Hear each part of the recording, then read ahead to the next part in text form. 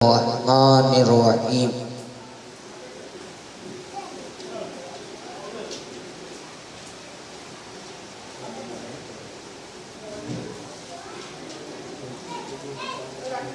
वला तक़ूलू लिमन युक़तलू फ़ी सबीलिल्लाहि अमवात बल अहयाअ वलाकिन ला तशकुरून। सदक़ल्लाहु मौलानाल अज़ीम व बल्लगना रसूलुहुन नबियुल अमीनुल मकीनुल करीम व नहनु अला ज़ालिका मिनश शाहिदीन वश्शाकिरीन वज़्ज़ाकिरीन वल्हम्दुलिल्लाहि रब्बिल आलमीन। बारगाहे रिसालत में आप सल्लल्लाहु अलैहि वसल्लम में बिला ताख़िर दुरूद पाक का नजराना पेश करें और पढ़ें। अल्लाहुम्मा सल्ली अला सय्यिदिना मुहम्मद व अला आलि सय्यिदिना मुहम्मद व अस्हाबिही व बारिक व सल्लिम सलातम व सलामन अलैका या रसूलल्लाह सल्लल्लाहु।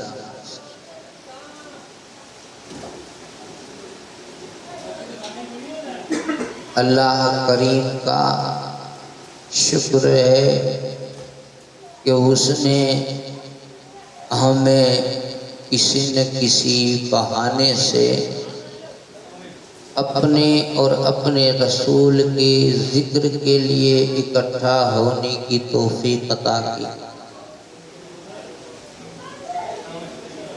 आज मरहूम हाजी यूसुफ साहब और मरहुमा हाजियानी खातूबाई इनके इसाले सवाब के लिए हम जमा हुए हैं। दुआ करते हैं अल्लाह ताला इनकी बख्शिश फरमाए, मग़फ़िरत फरमाए, इन पर इनके पूरे ख़ानदान पर अपना ख़ास रहम व करम फरमाए और इस मजलिस को अपनी बारगाह में कबूल फरमाए।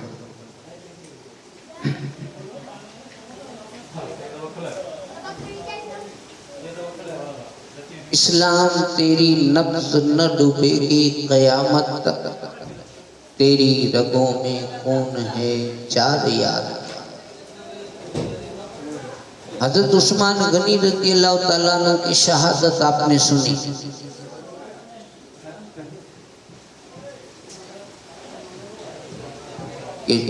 आखिर में उस्मान गनी रज़ियल्लाहु ताला अन्हु जो है उनके घर में घुस करके इनको कत्ल किया गया, उस्मान गनी को। ये आपने सुना। अब इसमें कई लोग, क्योंकि इंटरनेट पे ये तकरीरें आती हैं और नाम आता है अबू बकर सिद्दीक के बेटे का, तो हम अगर थोड़ी सी तकरीर सुने, थोड़ा छोड़ दें तो गलत फहमी होगी। अब मान लीजिए कि किसी ने ये सुना कि अबू बकर सिद्दीक रज़ियल्लाहु ताला अन्हु के बेटे मोहम्मद और उसके दोस्तों ने घर में घुस गए उनको कत्ल करने के इरादे से, यहाँ तक तो सुना। फिर किसी का फोन आ गया और अपने बातों में लग गया, तो वो बात आगे की वो चली गई कि किसने कत्ल किया, या तो हम किसी और बातों में उलझ गए, किसी ने घर में बुला लिया, तो ऐसा होता है। तो ये मैं खास वजाहत में इसलिए कर रहा हूँ अपने समाज में कि मैंने अपने ही लोगों में से सुना था। क्या वो बैठ जाते ना दंगे पे तो कहते हैं बियो तो ठीक, तो क्या खबर है उस्मान गनी जो कत्ल केर करें।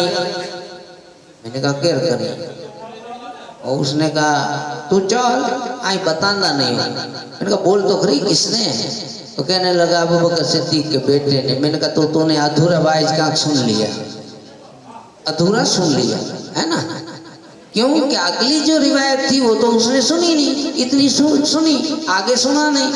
तो इसलिए मैं इसको फिर वजाहत कर देता हूँ कि अबू बकर सिद्दीक का बेटा मोहम्मद वो और उसके दोस्त घर में घुसे तो थे, इरादा यही था अबू बकर सिद्दीक की दाढ़ी पकड़ी और अबू बकर सिद्दीक ने ये कहा कि अगर तेरे बाप इस हाल में देख लेते तो तुझे क्या कहते, तो उसने छोड़ दिया। इसने छोड़ा ना, वो जो पीछे जो यहूदी दूसरे साथ में घुसे थे उन्होंने हमला कर दिया। समझ में आ रही है बात? तो कत्ल तो अबू बकर सिद्दीक के बेटे ने नहीं किया, तब जब दाढ़ी छोड़ दी उसने तौबा कर ली थी कि मैंने गलत करा। अब जिसने कत्ल किया था उसकी सजा सुनिए, मैं वो सुना रहा हूँ अब आपको। हजरत उस्मान गनी रज़ी अल्लाह ताला अन्हु की बहुत सी करामतें हैं, करामत है ना, उसके अंदर ये बात है, मैं आपको बहुत सुना रहा हूँ। हजरत अबू क़िलाबा रज़ी अल्लाह ताला अन्हु बयान करते हैं कि एक सहाबी है, वो कहते हैं कि मैं मुल्क शाम की सरजमीन पर था। एक सहाबा है, वो कहते हैं कि मुल्क शाम में मैं गया हुआ था, तो मैंने एक शख्स को देखा जो बार बार सदा लगा रहा था। वो जो भिखारी होते हैं ना, वो बार बार सदा लगाते हैं, कोई अल्लाह के नाम पे दे दो, कोई अलग अलग सदा लगाता है, अल्लाह तुम्हारा भला करे, या जो भी आपने देखा होगा, सदा लगाने वाले बार बार चिल्लाते हैं, बोलते हैं। तो ये अबू कतादा जो है सहाबी, वो कहते हैं कि मैंने मुल्क शाम में मैं गया था, तो मैंने देखा कि कोई सदा लगाने वाला, आवाज लगाने वाला आवाज लगा रहा है बार बार। वो क्या कह रहा था? वो कह रहा था हाय अफसोस, ये उसकी ज़बान थी। क्या कह रहा था? हाय अफसोस, मेरे लिए जहन्नम है, मेरे लिए जहन्नम है, ऐसी वो आवाज दे रहा है, हाय अफसोस मेरे लिए जहन्नम है। अभी अबू कतादा ने सुना तो सोचा चलो ये कहीं राज वाला मानस लगता है, इसके पास जाकर हम सोचते हैं कि वो आखिर इसके पीछे क्या कहानी है। कोई ऐसा थोड़ी कहते हैं कि मेरे लिए जहन्नम है। आपको मुझे पता है कि हम जहन्नम में जाएंगे कि जन्नत में जाएंगे? वो कह रहा था कि मेरे लिए जहन्नम है, मैं जहन्नम में जाने वाला। अब ये अबू कतादा उठे, उसके पास गए, कहते हैं कि मैं उठा, उसके पास गया तो मैं हैरान रह गया। उसके दोनों हाथ और पांव कटे हुए थे और दोनों आंखों से अंधा था, हाथ पांव नहीं थे और अंधा था।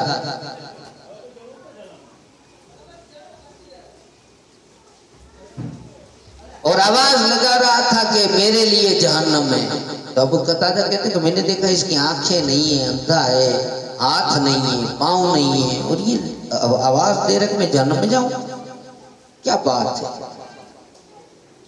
अपने चेहरे के बल जमीन पर ऊंधा पड़ा है, मोटा जो उसका जमीन पर था इसे ऊंधा पड़ा है। जैसी बात है कि हाथ पांव तो है नहीं, अंधा था, वो जमीन पर ऐसा मोटा था ने आवाज दे रहा तो मेरे लिए जहन्नम है, मेरे लिए जहन्नम है, ऐसा कर रहा था। तो औंधा पड़ा था।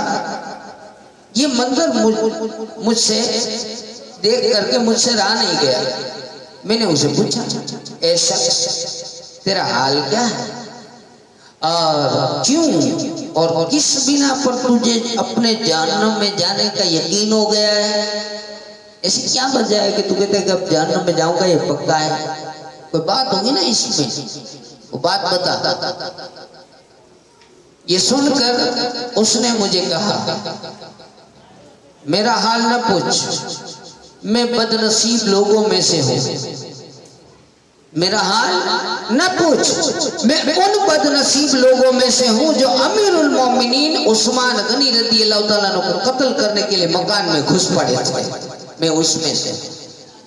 वो कहता है अब अबू कतादा सहाबी, इन्होंने ये खबर लिखी बताई और किताब में आई।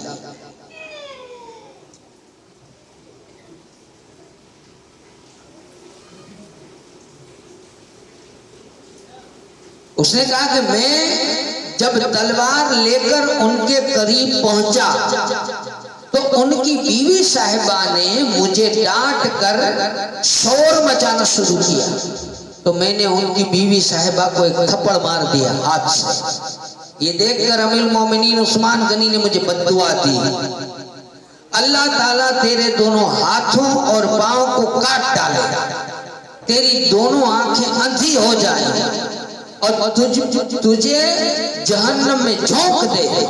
ये दुआ मांगी। ऐसा मैं अमीरुल मोमिनीन के उस पुरजलाल चेहरे को देखकर, उनकी उस कायदाना दुआ को सुनकर कांप उठा और मेरे बदन का एक एक रोंगटा खड़ा हो गया। मैं खौफ और दहशत से कांपते हुए वहां से भाग निकला। अब कहते हैं अमीरुल मोमिनीन कि ये 4 दुआएं जिसमें से मेरे हाथ कट चुके, पांव कट चुके, मेरी आंखें चली गई, अब मेरा जहन्नम में जाना बाकी, ये पक्की बात है। पता चला कि अल्लाह वालों को परेशान करना तो उसकी बद्दुआएं लगती, अल्लाह बदला लेता है।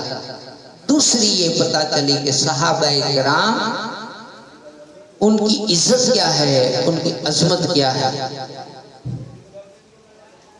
और सहाबाए किराम में हजरत उस्मान गनी रज़ियल्लाहु ताला अन्हु का मकाम क्या है।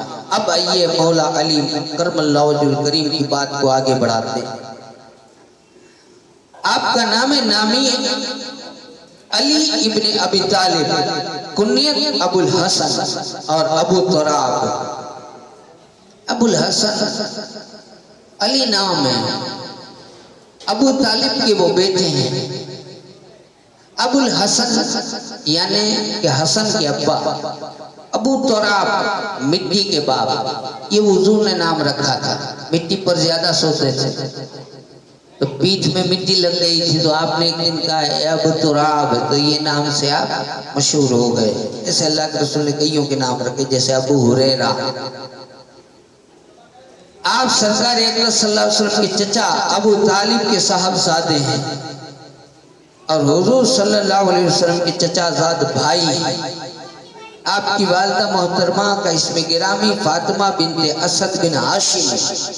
ये पहली हाशमी खातून है कि जिन्होंने इस्लाम कबूल किया और हिजरत भी की। सिलसिला नसब आपका इस तरह से अली बिन अबी तालिब बिन अब्दुल मुत्तलिब बिन हाशिम बिन अब्द मुनाफ 30 आमुल फील में पैदा हुए। ऐलान नबूवत से पहले ही मौला कुल सैयदुर रसूल जनाब अहमद मुज्तबा मोहम्मद मुस्तफ़ा सल्लल्लाहु अलैहि वसल्लम की परवरिश में आए। जब कुरैश में कहर पड़ा था, अकाल पड़ा था, तो रसूल पाक सल्लल्लाहु अलैहि वसल्लम ने अबू तालिब पर अयाल का बोझ हल्का करने के लिए हजरत अली करमल्लाहु वजहुल करीम को अपने पास रख लिया। इस तरह रसूल पाक सल्लल्लाहु अलैहि वसल्लम के साये में आपने परवरिश पाई और इन्हीं की गोद में होश संभाला। जब आंख खोली तो रसूल पाक का दीदार किया और इन्हीं की बातें सुनी और इन्हीं की दुआएं आदतें सीखी और भूतों की नजासत से हमेशा अपना दामन उन्होंने पाक रखा। आपने कभी बुत परस्ती नहीं की और इसीलिए आपको करमल्लाहु वजहुल करीम भी कहते हैं। कहते हैं कि मौला अली को जब लेकर के मां फातिमा का काबे से आई तो आप परेशान थी, हुजूर सामने थे, अबू तालिब भी थे। कहते हैं कि बच्चे को लेकर के जब आई तो बच्चा न रोया है, बच्चा 3 दिन से रोया नहीं है और बच्चे ने आंख भी नहीं खोली। लोगों में शोर हुआ कि अबू तालिब के यहाँ बेटा अंधा पैदा हुआ है। आपको एक बात जानकर हैरानी होगी कि बच्चा है ना 8 महीने हो ना, 8 महीने तक टिकटिकी बांध कर एक तरफ देख नहीं सकता, एक ही जगह देख नहीं सकता। इसकी आंखें यूं यूं यूं यूं पुतली होती रहती, कभी इधर देखेगा कभी उधर देखेगा। इसकी आंख थोड़ी देर के लिए भी एक जर्रा बराबर यूं टिकती नहीं है, इधर उधर होती रहती है। और साल भर हो जाए बच्चे के साल भर हो जाए तो वो उसके अंदर वो पकड़ने की सलाहियत किसी चीज को आप इसके हाथ में दे फेंक देगा, मजबूती से किसी चीज को पकड़ नहीं सकता। ये बच्चे की आदत होती है। बच्चे को समझ थोड़ी होती कि क्या खाना, क्या पीना, क्या पकड़ना, क्या नहीं, इसको नहीं हो समझ नहीं होती।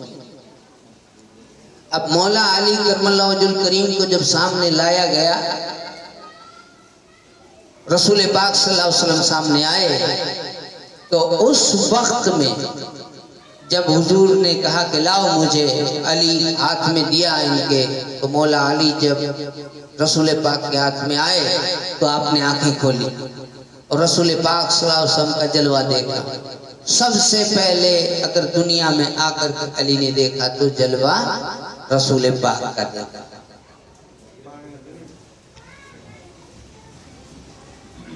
हजरत अली करमल्लाहु वजहुल करीम 9 उम्र यानी के छोटी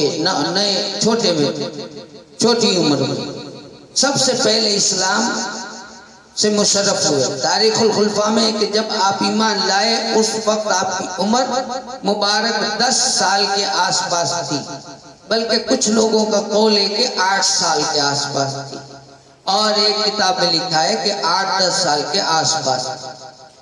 आपके इस्लाम कबूल करने की तफसील यूं लिखी है किताब में कि हजरत अली रज़ी अल्लाह ताला अन्हु और हजरत खदीजतुल कुबरा रज़ी अल्लाह ताला अन्हु को जब इन्होंने हजरत अली ने नमाज पढ़ते हुए देखा, रसूल पाक को और माँ खदीजा को, तो जब ये नमाज से फारिग हुए तो हजरत अली ने पूछा कि आप ये क्या कर रहे थे? हुजूर ने फरमाया कि अल्लाह ताला का ऐसा दीन है कि जिसको उसने अपने लिए मुंतखब कर लिया है और इसकी तबलीग और इशाअत के लिए अपने रसूल को भेजा है, लिहाजा मैं तुमको भी ऐसे माबूद की तरफ बुलाता हूँ जो अकेला है, उसका कोई शरीक नहीं, और मैं तुमको उसकी इबादत का हुक्म देता हूँ। हजरत अली ने कहा कि जब तक अपने बाप अबू तालिब से ये बातें न कर लूँ, मशवरा न ले लूँ, मैं कोई फैसला नहीं ले सकता, क्योंकि उस वक्त रसूल पाक सल्लल्लाहु अलैहि वसल्लम को मंजूर नहीं था कि ऐलान हो जाए या सबको खबर पड़े। इसलिए कहा अली अगर तुम ईमान नहीं लाते तो कोई बात नहीं, अभी इस मामले को छुपा हुआ रखो, बताओ नहीं किसी। हजरत अली करमल्लाहु वजहुल करीम अगरचे उस वक्त तो ईमान नहीं लाए, लेकिन रात में ईमान तो नहीं लाए, मगर अल्लाह ने उनके दिल में ईमान डाल दिया। दूसरे रोज सुबह होते ही खिदमत में आ गए और कह दिया कि मैं आपकी सारी बातों को कबूल करता हूँ और कलमा पढ़ता हूँ, ला इलाहा इल्लल्लाह मुहम्मद रसूलुल्लाह। आपकी हिजरत के बारे में आया सरकार सल्लल्लाहु अलैहि वसल्लम ने जब खुदा ताला को हुक्म के मुताबिक मक्का मुअज़्ज़मा से मदीना मुनव्वरा की तरफ जाने के लिए हिजरत के लिए पैगाम भेजा, हजरत अली करमल्लाहु वजहुल करीम को बुलाकर फरमाया मुझे खुदा ताला की तरफ हिजरत करने का हुक्म हुआ है, लिहाजा आज मदीना रवाना हो जाऊंगा। तुम एक काम करो, मेरे बिस्तरे सरसब्ज पर सब्ज चादर ओढ़ करके सो जाना और सुबह होते तुम्हें कोई तकलीफ नहीं होगी। जब सुबह हो तो अमानत जो है वो जिसकी है वो सबको दे करके तुम चले आना, तुम भी वापस मदीने चले आना। ये बात जब कही तो ये मामूली बात तो नहीं थी, क्योंकि सब जानते हैं कि कुफारों ने हुजूर के मकान को घेर लिया था, कत्ल करने की साजिश कि रात में आका को कत्ल कर देना। अब ऐसे मौके में हुजूर जा रहे हैं और अली से कह रहे हैं कि तुम्हें मेरे बिस्तर पर सोना है। यकीन जानिए हमारा आपका काम नहीं है कि हमें पता चल जाए कि आज इस जगह गोलियां चलने वाली और हमें सोना है, कोई नहीं सोएगा। मौला अली को पता है कि आज हुजूर को कत्ल करने के लिए आने वाले हैं। हुजूर कहते हैं मैं चला जाऊंगा, तुम सो जाना। किसकी हिम्मत है? लेकिन अली का ईमान देखें, क्या हुजूर ने कहा ना कि सबकी अमानतें लौटाकर तुम भी मदीने मेरे पास चले आ, तुम्हें कोई तकलीफ नहीं होगी। ये भी हुजूर ने कह दिया। अब हुजूर तो निकल गए, मौला अली सो गए हैं। कहते हैं तारीख में रिवायत में आता है ये मौका बड़ा ही खौफनाक, निहायत खतरे वाला था।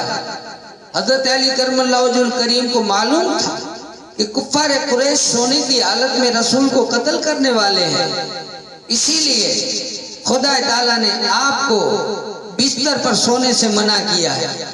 आज हुजूर सल्लल्लाहु अलैहि वसल्लम का बिस्तर कत्ल की जगह है, लेकिन अल्लाह के महबूब दाना खफाया व क़ुयूब जनाब अहमद मुजतबा मोहम्मद मुस्तफ़ा सल्लल्लाहु अलैहि वसल्लम का फरमान, तुम्हें कोई तकलीफ नहीं होगी, कुरैश की अमानत देकर तुम भी मदीने चले आए। हज़रत अली करमल्लाहु वजहुल करीम पूरा यकीन था दुश्मन मुझे कुछ नहीं कर सकता, कोई तकलीफ नहीं पहुंच सकती, मैं जिंदा रहूं और मदीना भी जरूर जाऊंगा। लिहाजा सरकार पाक सल्लल्लाहु अलैहि वसल्लम के बिस्तर पर जो आज बजा इस कांटों का बिछौना था, हजरत अली करमल्लाहु वजहुल करीम उसे फूलों की सेज समझ करके सो गए। और उनका अकीदा था कि सूरज पूरब की बजाय पश्चिम से निकल सकता, लेकिन मेरे आका का कौल नहीं बदल सकता। हजरत अली करमल्लाहु वजहुल करीम फरमाते हैं, मैं रात भर आराम से सोया, सुबह उठकर लोगों को अमानतें उनके मालिकों को सौंपना शुरू की। किसी ने पूछा, इसी तरह मक्का में किसी ने मुझे कुछ पूछा भी नहीं, और कहते हैं कि इसी तरह मक्का में मैं 3 दिन रहा, अमानतें अदा की, बाद में मदीना चल पड़ा। अब कहते हैं कि रास्ते में भी मुझे किसी ने कुछ नहीं पूछा, कोई तारुज नहीं किया, मैं कुबा पहुंच गया और रसूल पाक सल्लल्लाहु अलैहि वसल्लम जिस मकान में तशरीफ फरमा थे, मैं भी वहां ठहर गया। फिर किसी ने पूछा कि अली ये बताओ कि जिस रात वो बिस्तर खौफ का था, वो कांटों का था, तलवारों का था, उस रात तुम्हें नींद आई थी? कहा कि उसी रात मुझे भरपूर नींद आई थी। पता था कि आज तो कुछ भी हो जाए, मौत भी नहीं आ सकती, न कुदरत की तरफ से आ सकती है, न किसी और की तरफ से आ सकती है। क्यों? इसलिए कि हुजूर ने कहा था कि मदीने मेरे पास आना। आज की रात तो मुझे कोई वैसी रात मीठी नींद कभी नहीं सोया जैसे उस दिन सोया था। उख़्वत रसूल, भाईचारा जब रसूल ने कायम किया, मैंने बताया था आपको कि रसूल पाक ने जब कुरान का हुक्म आया कि जब कोई लोग इस्लाम में दाखिल हों तो वो तुम्हारे भाई हैं, जब कोई मुसलमान बनता तो अल्लाह ने फरमा दिया कि अब से वो तुम्हारा भाई। तो होता ऐसा था कि जो अंसार थे, यानी जो मदीने में रहते थे पहले, अब उनके तो घर बार था, उनके तो मकानात थे, उनके तो बीबियां थी, बेटियां थी, बेटे थे, खाना पीना था, व्यापार था, धंधा था, सब था। जो पहले से गांव में रहते हैं उनके पास तो था। अब मान लीजिए कि हमारे इस गांव के अंदर अगर 4 गैर कौम कलमा पड़े तो उनका मकान है, उनके घर बार हैं, उनके तो सब कुछ है, उनको कोई तकलीफ ज्यादा नहीं। लेकिन अगर बाहर से कोई आए और कलमा पड़े तो उसका तो पास कुछ नहीं होगा, उसे तो कुछ सामान हमें करके देना पड़ेगा। तो इस तरह से जो बाहर से आने वाले थे, जो मुसलमान हुए थे, उनके पास न तो व्यापार धंधे का कोई सामान था, कुछ तो ऐसे ही चले आए थे अकेले, न बीवी साथ में, न बेटी, न बेटा, न बाप, न माँ, न बच्चे, न कुछ, न कारोबार, कुछ भी नहीं था। कुछ तो ऐसे आए थे कि उनके बाप ने कपड़े भी छीन लिए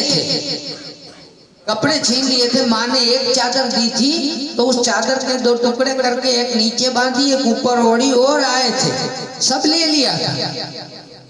तो इस्लाम कबूल करने के बाद में दुरूद पाक पढ़े, अल्लाहुम्मा सल्ली व सल्लिम व बारिक अला सय्यदना व मौलाना मुहम्मद माअल जुहूद वल करम व आलिहि व अस्हाबि व सल्लिम सलातु व सलाम रसूलुल्लाह। तो मुसलमान जब होते थे लोग, तो इस्लाम कबूल करने के बाद में ऐसे भी लोग थे जो मदीने में थे, उनके पास सब था, वहीं के वहीं मुसलमान हो गए, वहीं के वहीं उनके पास घर बार ये सब कुछ था। लेकिन जो बाहर से आते थे उनके पास नहीं था।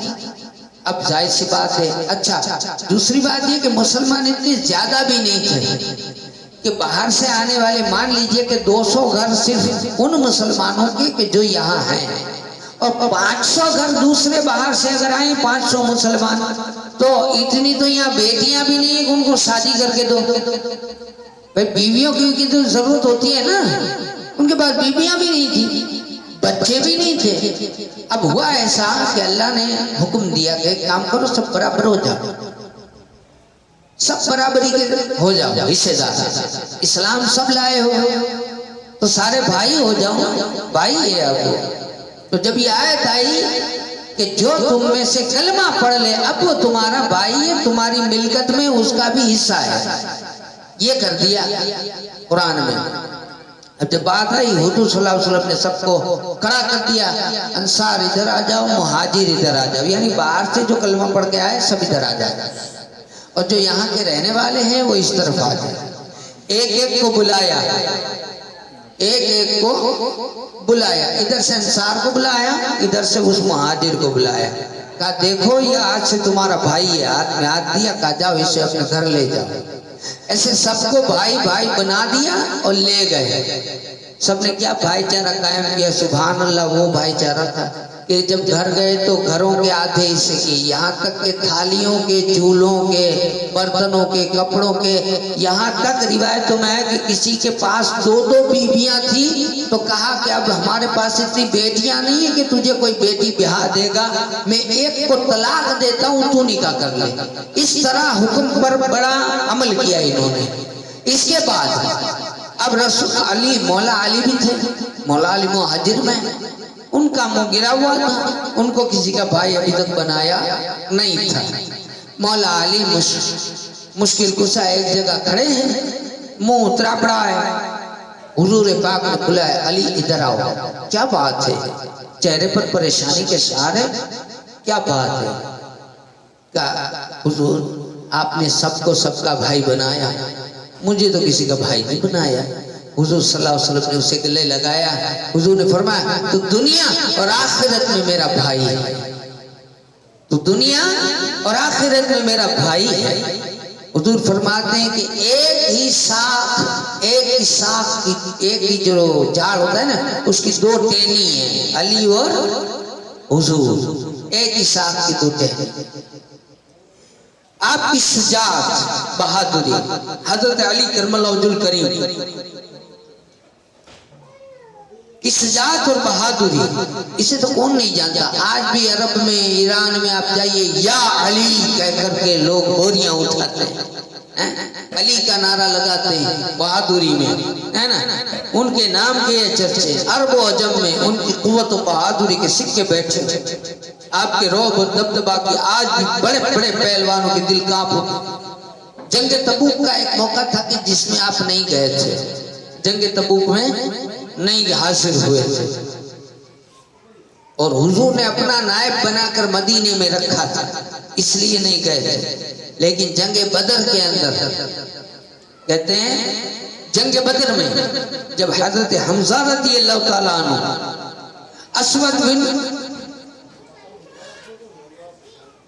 अब्दुल असद मखजूमी, इसको काट कर जहन्नम में पहुंचा दिया हजरत अली ने, तो उसके बाद काफिरों के लश्कर का सरदार उत्बा बिन रबिया, अपने भाई शैबा बिन रबिया और अपने बेटे वलीद बिन उत्बा, इनको साथ लेकर के मैदान में चिल्ला कर आया और कहने लगा, ऐ मोहम्मद सल्लल्लाहु अलैहि वसल्लम, अशराफ कुरैश में हमारे जोड़े के भेज, हमारे जोड़े के कोई लड़वैये को भेज। हुजूर सल्लल्लाहु अलैहि वसल्लम ने ये सुनकर फरमाया, बनी हाशिम उठो और हक की हिमायत में लड़ो, जाओ, जिसके साथ अल्लाह ने तुम्हारे नबी को भेजा है। हुजूर सल्लल्लाहु अलैहि वसल्लम का फरमान सुनकर के हजरत हमजा, हजरत अली और हजरत उबैदा दुश्मन की तरफ बढ़े, उधर से थी इधर से थी। लश्कर के सरदार उत्बा, हजरत हमजा रज़ियल्लाहु ताला अन्हु का, दोनों का मुकाबला हुआ और जिल्लत के साथ मारा गया। वलीद ने जिसे अपनी बहादुरी पर बहुत नाज था, वो हजरत अली करमल्लाहुल करीम के मुकाबले में मस्त हाथी की तरह झूमता हुआ आया, आगे बढ़ा और डींगे मारता हुआ आप पर हमला किया। मगर शेर खुदा अली मुर्तदा करमल्लाहुल करीम ने थोड़ी देर ही में उसे मार गिराया और जुल्फिकार हैदरी से उसके घमंड को खाक में मिला दिया।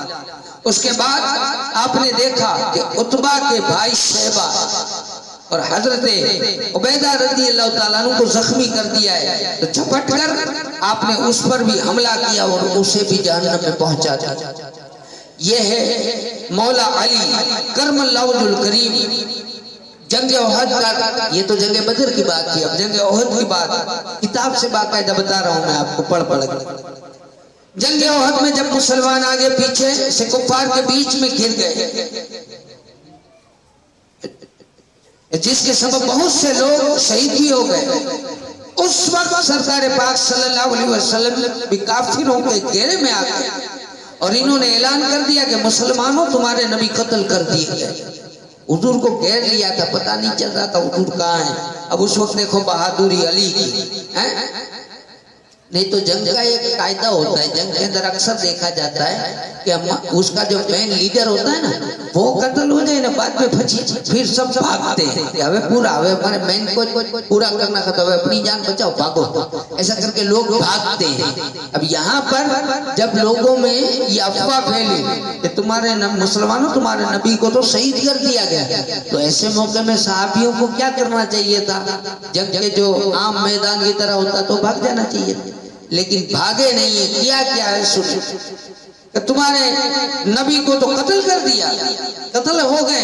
इस ऐलान को सुनकर के मुसलमान बहुत परेशान हो गए, यहाँ तक कि इधर उधर तितर बितर होने लगे, बल्कि उनमें बहुत से लोग तो भाग भी गए। और हजरत अली करमल्लाहुल करीम फरमाते कि जब काफिरों ने मुसलमानों के आगे पीछे से घेर लिया तो रसूल अल्लाह सल्लल्लाहु अलैहि वसल्लम मेरी निगाह से ओझल हो गए। तो पहले तो मैंने रसूल को जिंदा में तलाशा, फिर मैंने शहीदों में देखा तो कहीं नहीं देखा, कहीं पाया नहीं। मैंने अपने दिल में ख्याल कर लिया कि शायद ऐसा तो हरगिज़ नहीं हो सकता कि रसूल मैदान छोड़कर भाग जाए, ऐसा नहीं हो सकता। और हुजूर मैदान छोड़कर भाग जाए, ऐसा नहीं हो सकता। लिहाजा जरूर अल्लाह ताला ने अपने रसूल को आसमान पर उठा लिया। इसलिए अब बेहतर यही है कि मैं भी तलवार लेकर काफिरों में घुस जाऊं और यहाँ तक के लड़ते लड़ते शहीद हो जाऊं।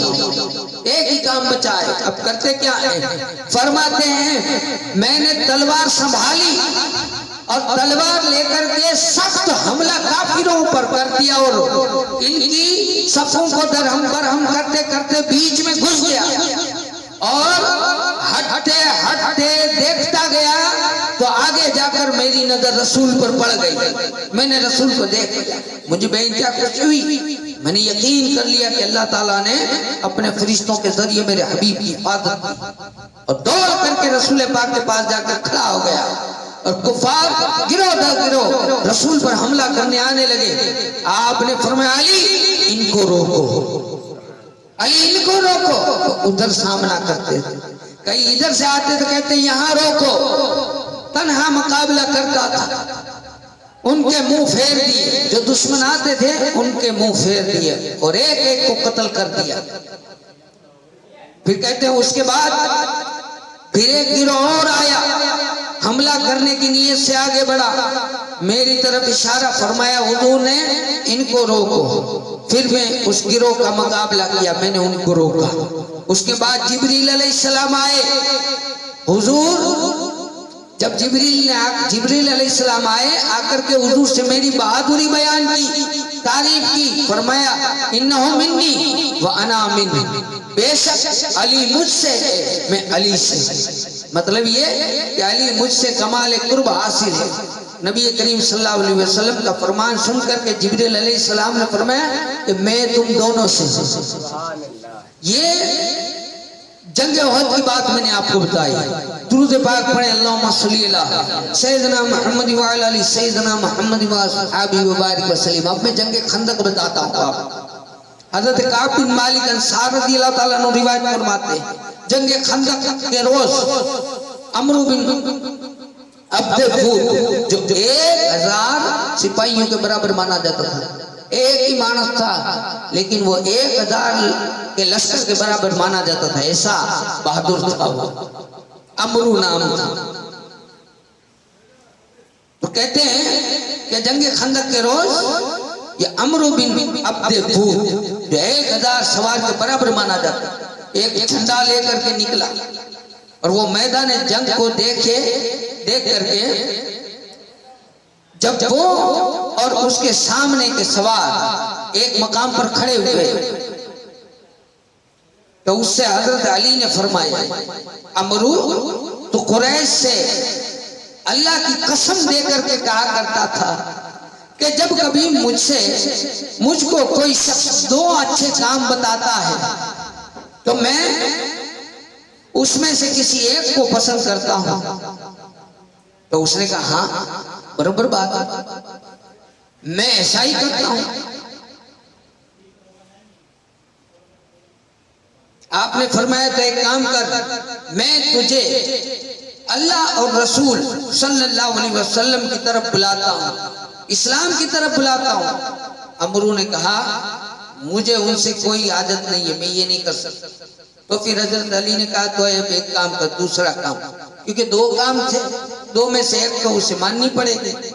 अली ने फरमाया एक काम कर, अब तुझको मैं मुकाबले की दावत देता हूं, मुकाबला कर, या तो फिर इस्लाम की तरफ बुलाता हूं, इस्लाम कबूल कर।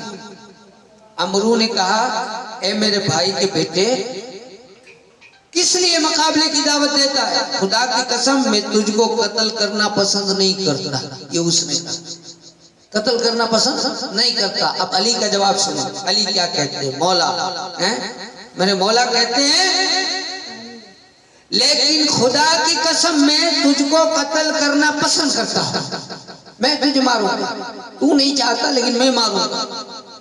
ये सुनकर अमरू का खून गर्म हो गया, हजरत अली की तरफ मुतवज्जह हुआ, ध्यान दिया और मैदान में आ गए।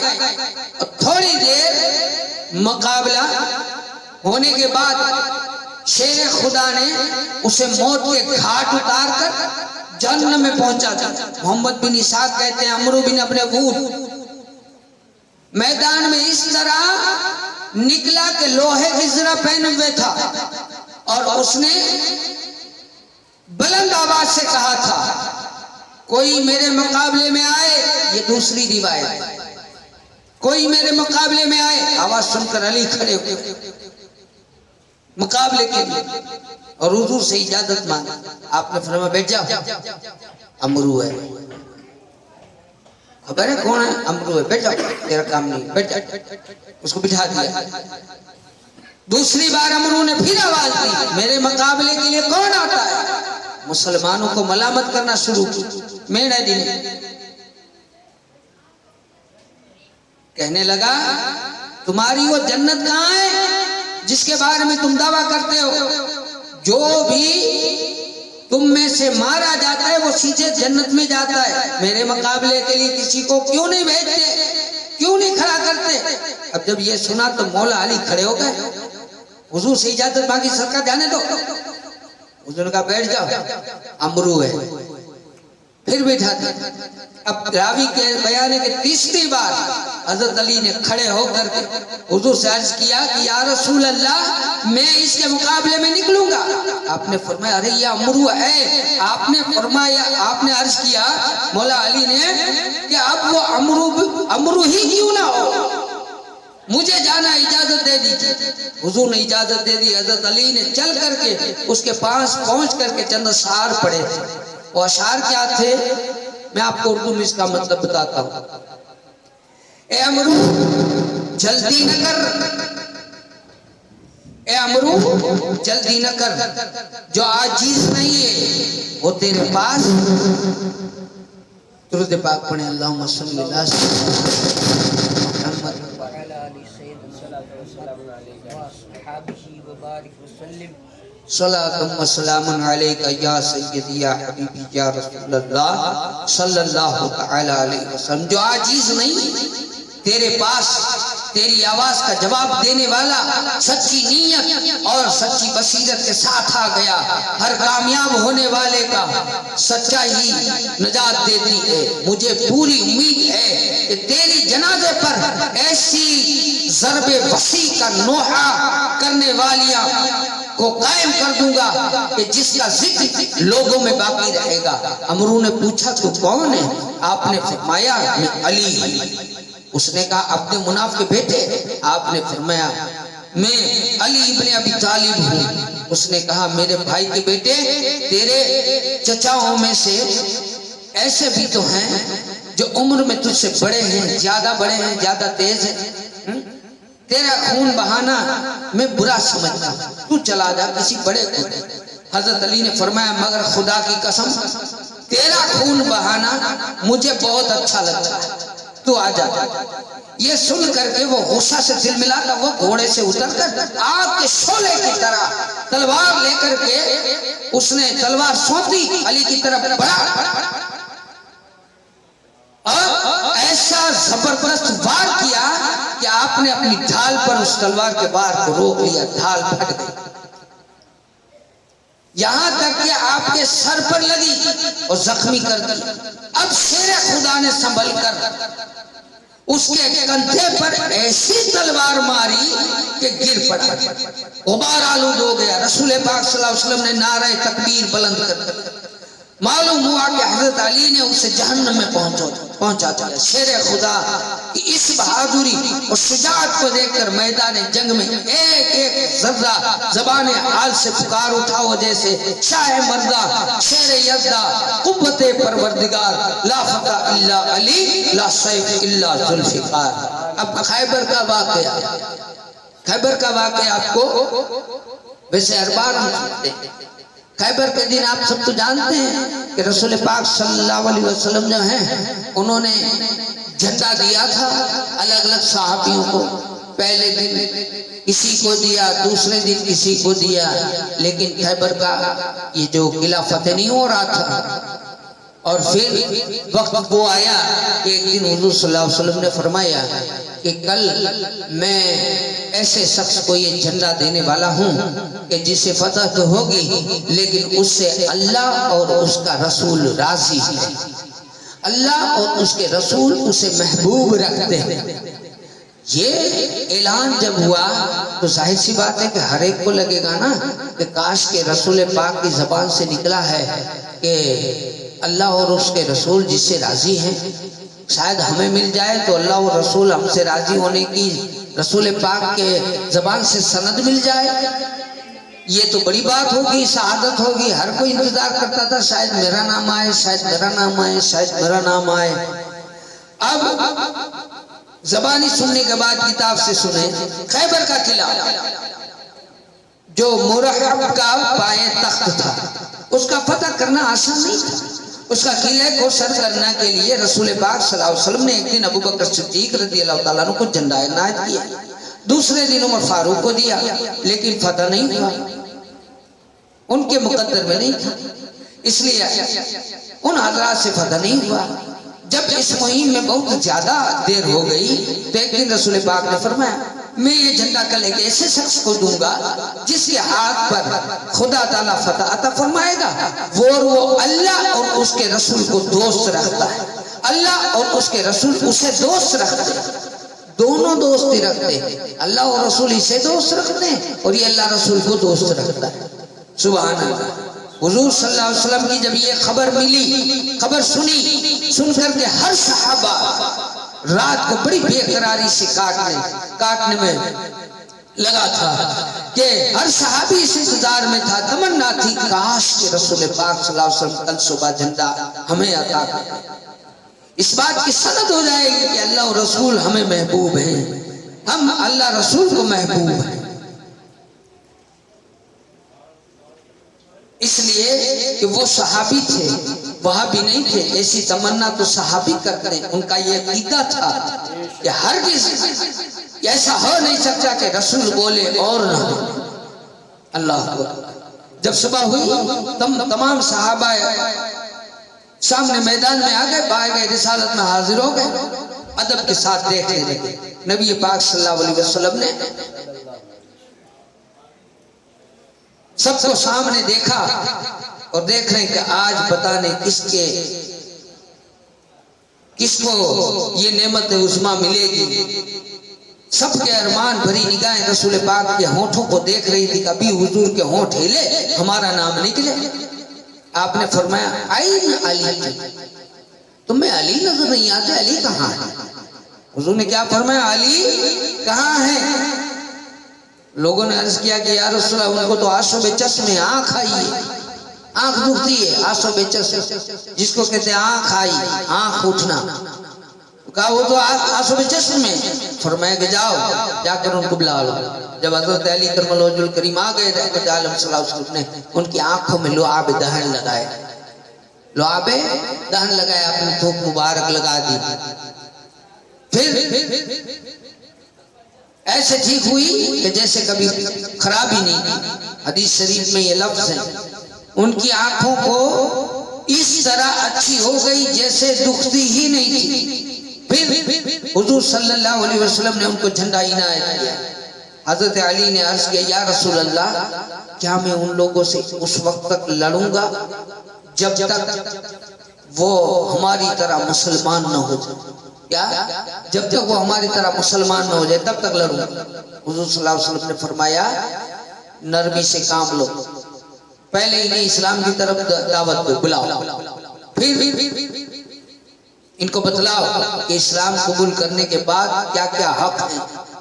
खुदा की कसम, तुम्हारी कोशिश से अगर एक भी इंसान हिदायत पर आ गया तो सुर्ख ऊंटों से भी बेहतर होगा, कीमती ऊंटों से भी बेहतर होगा। पहले समझाओ, लड़ने की बात इस्लाम कबूल करने के लिए या सुलह करने के बजाय हजरत अली करमल करीम मुकाबला करने के लिए गए तो मुर्रअब एक रज्ज पड़ता हुआ आया।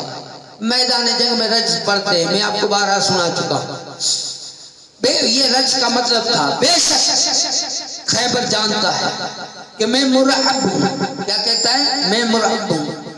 खैबर जानता है, हथियारों से लैस, बहादुर और तजुर्बाकार हूँ। हजरत अली रज़ी अल्लाह तआला अन्हु ने उसका जवाब दिया, अच्छा तू मुर्रअब है, वो सब जानते हैं, खैबर जानता है ना, अब मेरी सुन के मैं कौन हूँ? हजरत अली कहते हैं, मैं वो शख्स हूँ कि जिसकी माँ ने उसका नाम शेर रखा है। मैं वो हूँ कि माँ ने मेरा नाम शेर रखा है। मेरी सूरत झाड़ियों में छुपे रहने वाले शेर की तरह खौफनाक। मुर्रअब बड़े घमंड के साथ मैदान में आया, लेकिन शेर खुदा अली मुर्तजा करमल करीम जोर से तलवार मारी, उसके सर को काटती हुई दांतों तक पहुंच गई और वो जमीन पर ढेर होकर गिर पड़ी। उसके बाद आपने फतह का ऐलान किया। हजरत जाबिर बिन अब्दुल्लाह, अब सुनिए, हजरत जाबिर बिन अब्दुल्लाह रज़ी अल्लाह तआला अन्हु रिवायत करते हैं, उस रोज आपने खैबर के वो जोश था कि जोश के अंदर आपने वो खैबर का दरवाजा पकड़कर उखाड़ लिया। अल्लाह अकबर। आप और हम हमारे घर के दरवाजों को खोल ना पाए, उन्होंने खैबर का दरवाजा उखाड़ लिया। कैसी ईमान की ताकत थी! दरवाजा उखाड़ा तो ठीक, कहते अपनी पीठ पर रखा, उठा लिया और उस पर मुसलमान चढ़कर किला फतेह करते थे। सुभान अल्लाह। किले का दरवाजा अली की पीठ पर और उस पर मुसलमान चढ़ करके किला फतेह करते। देखिए तो सही कितनी बड़ी ताकत है मौला अली की, हैं?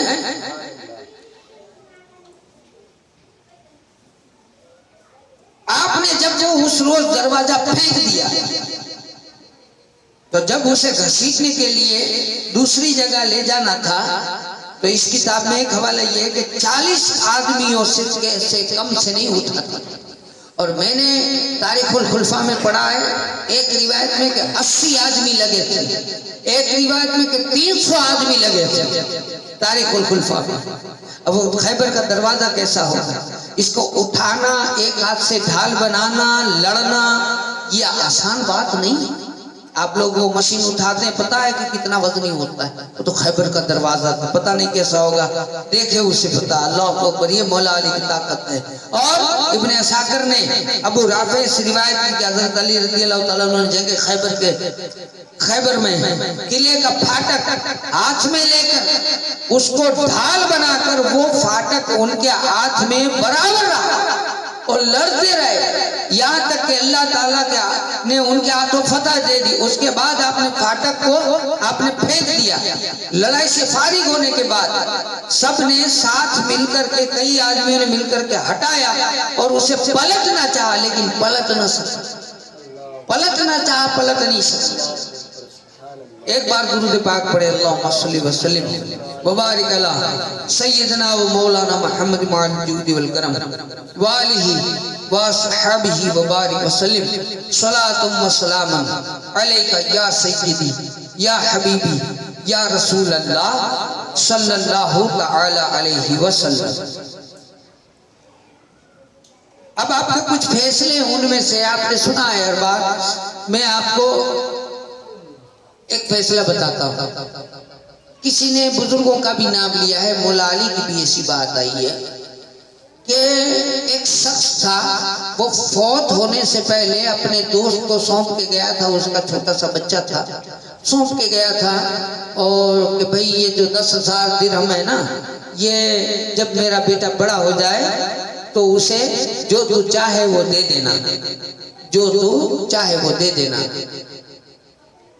अब जब ये बच्चा बड़ा हुआ तो वो आदमी ने उसे 1,000 दिरहम दे दिए। अब मौला अली के पास में फरियाद आई, वो लड़के ने कहा कि इसने तो मुझे पूरे 10,000 दिरहम मेरे बाप ने रखे थे, उसने तो मुझे 1,000 दिरहम दिया, मेरे बाप के पैसे थे, मुझे दे नहीं रहा है। तो उसने कहा कि भाई तेरे बाप ने ये कहा था कि जो तू चाहे वो दे देना, ये कहा था। तो इसने फरियाद की मौला अली से। मौला अली ने कहा ठीक है, बुला लो उसको। ये बड़े फैसले आसान करते थे ये बुजुर्गान दीन। तो कहा ठीक है, उसको बुला लो। बुलाया उसको तो कहा कि अच्छा इस बाप ने तेरे पास में कितने पैसे रखे थे? कहा 10,000। तो कहा इसको तुमने नहीं दिए, कितने दिए? तो कहा 1,000 दिए। कहा ऐसा क्यों? तो कहा कि इसके बाप ने कहा था कि तू जो चाहे वो दे देना। ठीक है, अच्छी बात। कहा कितने? कहा 10,000। अच्छा ये बता तू कितने चाहता है? तो कहा मैं 9,000 चाहता हूँ। अच्छा तू 9,000 चाहता है ना, देख इसके बाप ने क्या कहा था? तू जो चाहे वो दे देना। तू 9,000 चाहता है, 9,000 दे दे। समझ में आई बात? उसके बाप ने क्या कहा? जो तेरी मर्जी हो दे देना। तेरी मर्जी कितनी? का मेरी मर्जी 9,000 रखने की है। ठीक है, जो तेरी मर्जी वो दे दे। ये मौला अली के फैसले हुआ करते थे। इससे बहुत सारी बातें।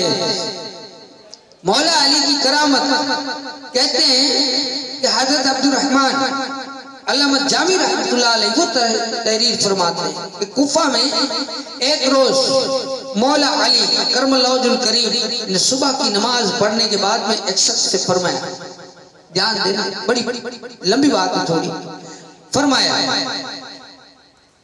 फला मकाम पर जाओ, वहां एक मस्जिद है। फला जगह पे जाओ, वहां एक मस्जिद, जिसके पहलू में एक मकान है और उसमें एक औरत और एक मर्द आपस में लड़ रहे हैं। इन्हें हमारे पास ले आओ। वो शख्स वहां से वहां उठा गया और देखा तो वहां मस्जिद भी है, मस्जिद के पास मकान है और वहां लड़ने की आवाज आ रही थी, झगड़ा हो रहा है। आपके हुक्म के मुताबिक इन दोनों को ले आए हजरत अली के पास में। अब देखिएगा मौला अली की बसारत कैसी, बसीरत कैसी है कि वो वहां बैठे बैठे दूसरे किसी मकान में क्या हो रहा है वो जानते हैं। तो यकीनन मौला अली हमें भी जानते हैं कि हम क्या कर रहे हैं, है ना? हमें भी जानते हैं कि हम क्या कर रहे हैं। तो अब मौला अली के पास जब वो आ गए तो ध्यान दीजिएगा कि क्या हो रहा है। हजरत अली करमल्लाहुल करीम ने फरमाया आज रात तुम दोनों में बहुत लड़ाई हुई? नौजवान ने कहा हाँ अमीरुल मोमिनीन, मैंने इस औरत से निकाह किया, लेकिन जब मैं इसके पास आया तो उसकी सूरत से मुझे सख्त नफरत हो गई। पता चला आज रात में निकाह हुआ है, रात में कमरे में गया, मैंने इसके मुंह को देखा, चेहरे को, तो मुझे नफरत हो गई, नफरत हो गई, लड़ाई चालू हुई। अगर मेरा बस चलता तो इस औरत को मैं इसी वक्त अपने पास से दूर कर देता, निकाल देता। उसने मुझसे झगड़ा शुरू कर दिया और सुबह तक लड़ाई चालू रही, यहां तक कि आपका भेजा हुआ आदमी आ गया। हाजरीन को आपने जाने के लिए इशारा किया कि दूसरे दिन उन सबको कहा तुम लोग जाओ, मैं इन दोनों से बात करूंगा। अब देखिए दोनों से बात हो रही, वो चले गए। उसके बाद आप उस औरत से पूछा कि तुम इस जवान को जानती हो? उसने कहा नहीं, सिर्फ इतना जानती हूँ कि कल मेरा निकाह इसी हुआ, कल से मेरा ये शोहर बना है, बाकी मुझे नहीं पता। आपने फरमाया अब तू अच्छी तरह जान ले, अब तू अच्छी तरह जान लेगी, मगर सच सच जवाब देना, झूठ जरा भी नहीं बोल। उसने कहा ठीक है, मैं वादा करती हूँ झूठ नहीं बोलूंगी, सब सच बताऊंगी। बोलिए क्या पूछा? फरमाया फला फला की बेटी हो तुम? उसने कहा हाँ हुजूर मैं वही हूँ। फिर फरमाया तुम्हारे चचा साथ भाई था और वो तुम पर आशिक था और तू भी उससे मोहब्बत करती थी? उसने कहा कि हाँ ये बात भी सच है। फिर आपने फरमाया कि तो फिर एक दिन तू किसी जरूरत से रात के वक्त में घर से बाहर निकली तो उसने तुझे पकड़ लिया और तुझसे जिना किया और तू पेट से हो गई। उस बात को तूने अपने बाप से छुपाया, अपने घर से छुपाया? उसने कहा हाँ बेशक सही बात है। आपने फरमाया मगर तेरी माँ सारा वाकया जानती थी? जब बच्चा पैदा हुआ, पैदा होने का वक्त आया तो रात का वक्त था, तेरी माँ तुझे घर से बाहर ले गई और तुझे लड़का पैदा हुआ। तूने उसको एक कपड़े में लपेट कर दीवार के पीछे डाल दिया। इत्तेफाक से वहां एक कुत्ता पहुंचा जिसने उसे सूंघा। तूने उस कुत्ते को एक पत्थर उठाकर मारना चाहा, हटाना चाहा, कुत्ता भाग गया, बच्चे का सर जख्मी हो गया। ठीक है, तेरी माँ ने अपने इज़ार बंद से उस लड़के को, बच्चे को पट्टी बांधी सर पर और फिर तुम दोनों वहां से वापस चले आए। फिर तुम्हें उस लड़के के बारे में कुछ पता नहीं है, ये बात सच है? उसने कहा कि आपकी हर बात सच है, मुझे पता है, सच बात है। अब सुनिए, उस औरत ने जवाब दिया कि हाँ हुजूर ऐसा ही है, मगर अमीरुल मोमिनीन इस वाकया से मेरी माँ के अलावा तो कोई खबरदार नहीं था। हजरत अली ने फरमाया कि जब सुबह हुई तो फला कबीला उस लड़के को उठाकर ले गया और उसकी परवरिश की, यहाँ तक कि वो जवान हो गया और कूफा के शहर में आया। अब उसकी शादी तुझसे हुई है, तेरा बेटा है। ये जो सामने खड़ा है तेरा बेटा है। ये कमाल, ये बसीरत, ये है विलायत, ये मौला अली। तो जो मौला अली अपने घर में बैठे बैठे उस घर का इतना पता रखते हो, वो मौला अली आपकी और मेरी मुसीबतों को नहीं जानते।